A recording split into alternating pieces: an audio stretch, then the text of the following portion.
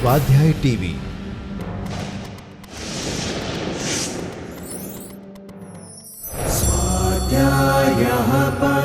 Doctor Baba Saheb Ambedkar open university.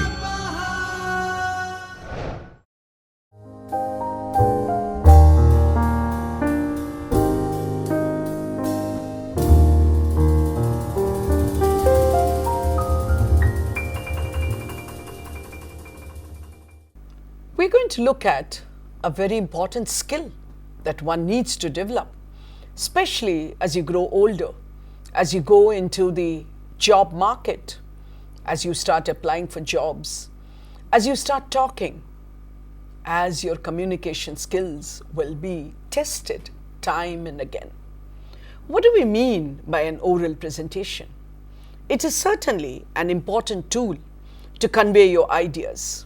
It can be used in student presentations, at conferences or seminars or symposia, and later, when you start working, at team presentations, annual general meetings, product launches, etc.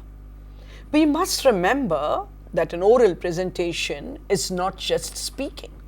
An oral presentation is a formal, purposeful, interactive, and it is audience oriented. So when we talk about developing the skill of oral presentation, we are really looking at a number of steps. First, you should be aware of the steps which you have already seen in your study material. You might think of those as being theoretical inputs. So it would be a good idea to listen to the entire process of preparing an oral presentation.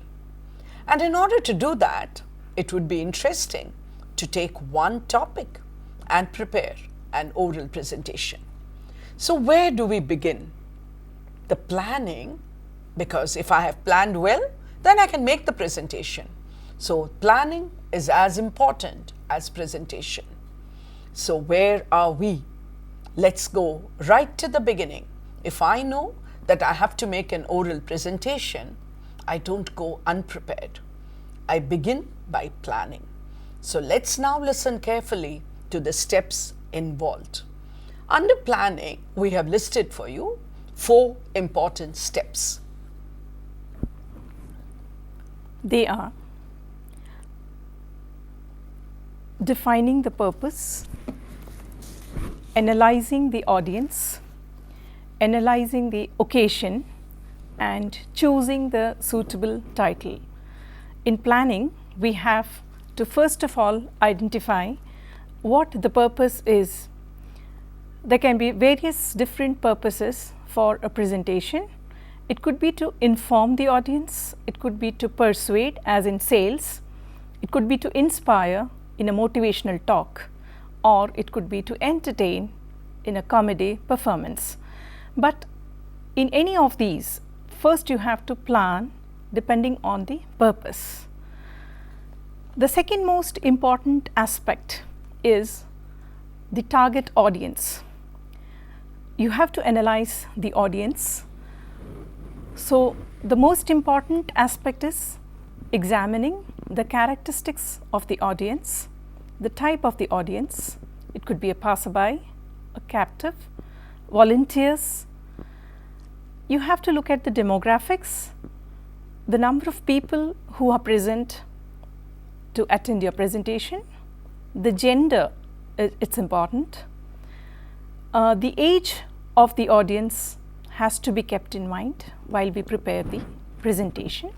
The attitudes, the beliefs, the values. These are some of the most important aspects that we need to keep in mind before we actually plan for our presentation. Unless and until you identify your audience, know the target audience, understand the requirements, you will never be able to make an effective presentation. The second most important aspect is to analyze the occasion. There could be different occasions for which you are preparing your presentation. It could be informative. In an informative kind of presentation, it should be brief, persuasive. You have to keep in mind the needs of the audience, needs to know what the audience is thinking while you're making a presentation. In instructional, you have to explain. It also incurs demonstration. Decision making, where you have specific organization technique. Now, these are the various occasions which need to be analyzed. When we make a presentation, we need to plan the topic, the title. The title has to be very apt, very suitable, very catchy. Today, for the presentation skills, the title that we have identified for you is Civic Sense and Good Citizenship. Oh, so now that you have planned, you know who you're going to talk to, you know what the occasion is, you know the purpose, and you've also chosen the title. So now come on, let's put our brains together, or if it's an individual assignment, let's now begin preparing. You are not yet making the presentation. Remember, you have planned what you want to do. Now you settle down to preparing.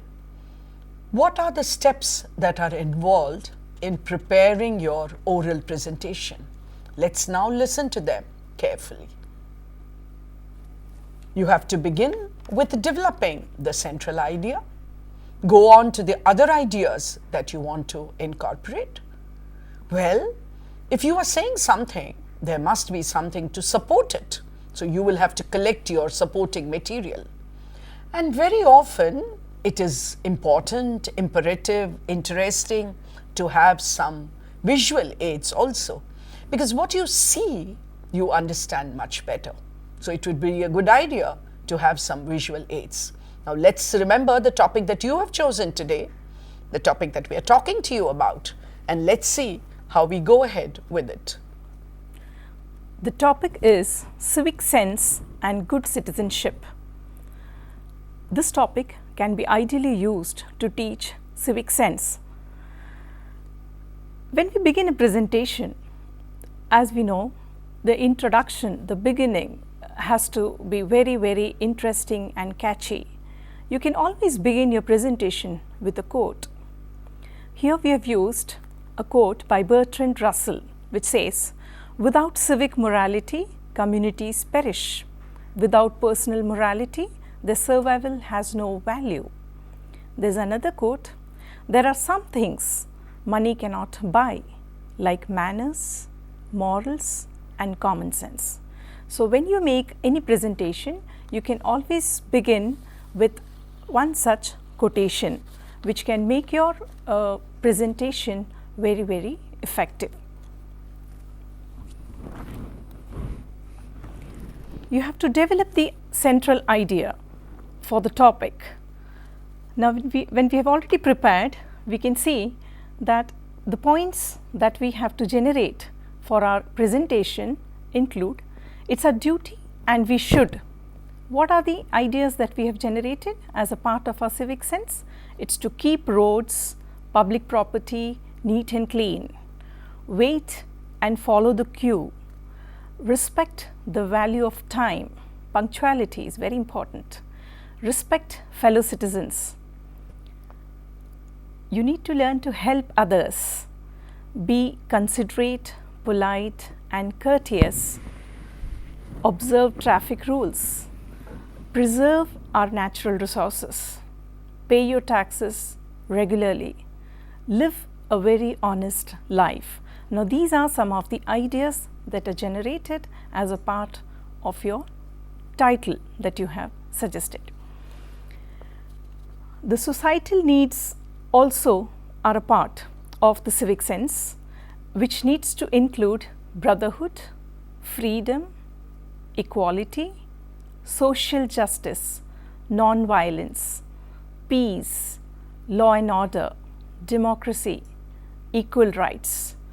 These words which I spoke actually help you to understand how these points can be incorporated in your presentation. Being civic also means you can make use of other supporting materials while making the presentation, where you can have charts, you can have pictures, you can have slides, visual aids. Being civic, how do you exhibit, show through actions?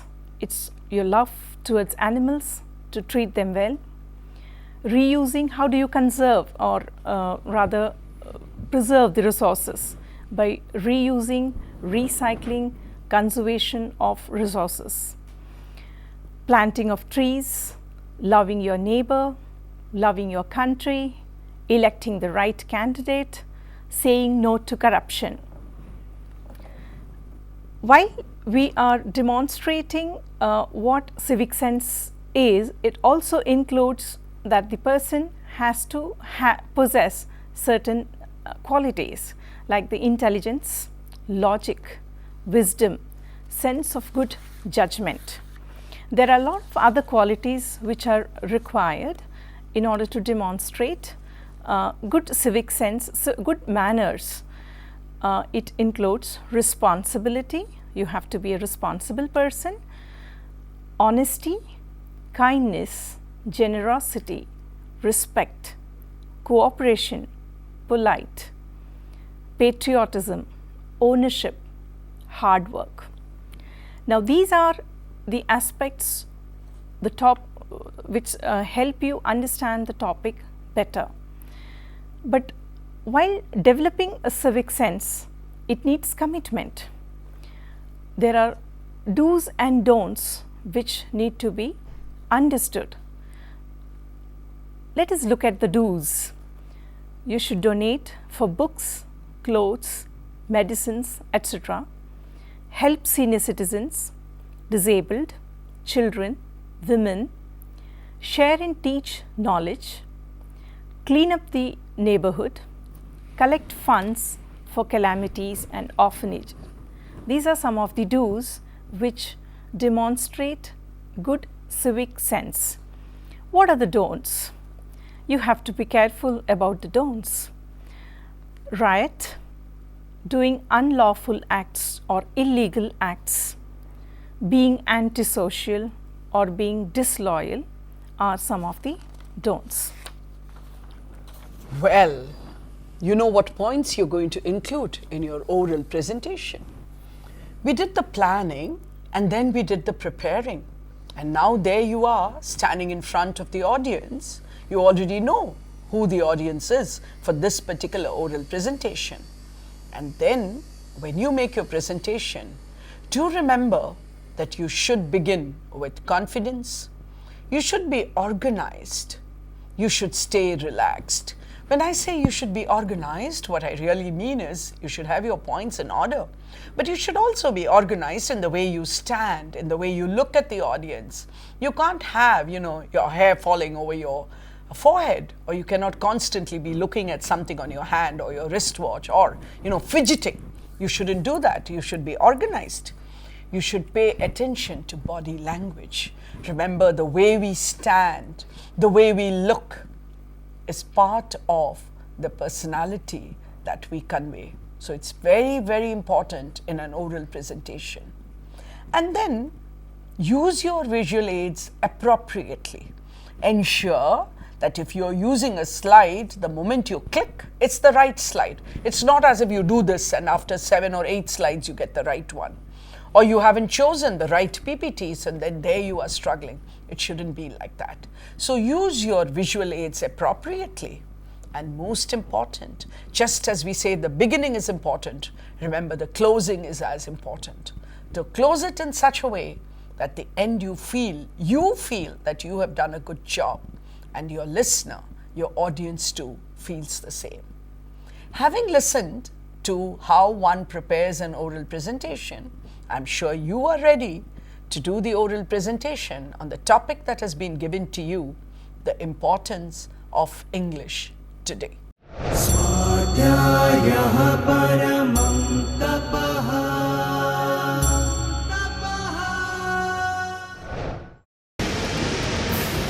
स्वाध्याय TV